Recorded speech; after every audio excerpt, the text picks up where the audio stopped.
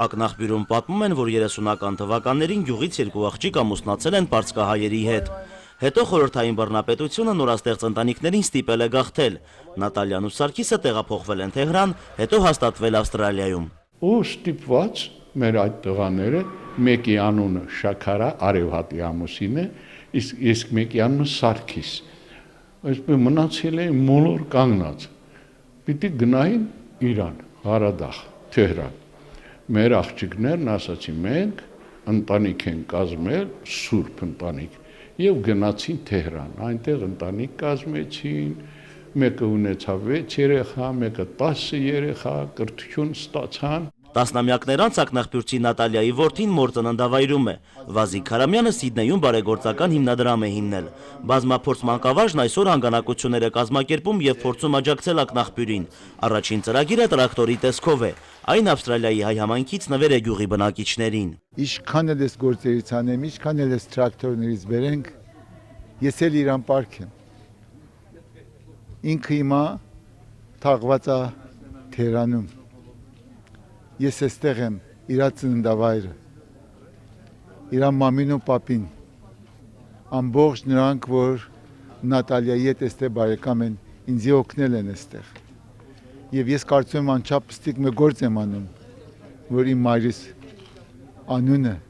հիշատակը ողջ պահեմ։ Ակնաղբյուրում հիշում են, տարիներ առաջ Թորենի 30 ցենտներ միջին բերքատվություն ունեին, հիմնավորում են, նաև տեխնիկա ունեին։ Մի քանի տարի է տեխնիկա ձեռք բերելու փորձեր են անում, բայց ապարդյուն, օգնության է հասել Նատալիա բարեգործական հիմնադրամը։ Անշուշտ 2 տարուց հետո արդյունք կստանանք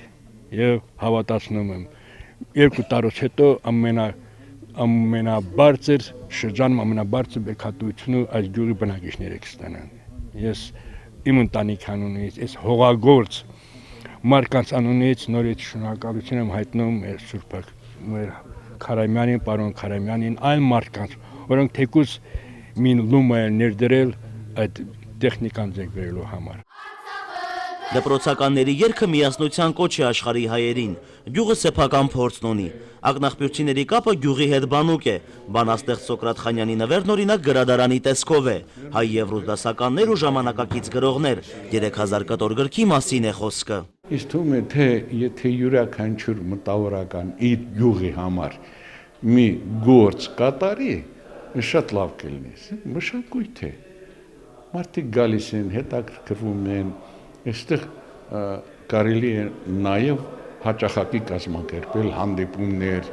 որպեսզի երիտասարդներին բերես դեպի գրականություն։ Հիմա մի քիչ սառել են, չէ՞, գրքից։ Գյուղի փոքրիկները հասցնում են լուսանկարվել տրակտորի մոտ, համոզված են, հետո հանգիստ չի ունենալու։ Ակնաղբյուրի դաշտերը սպասում են։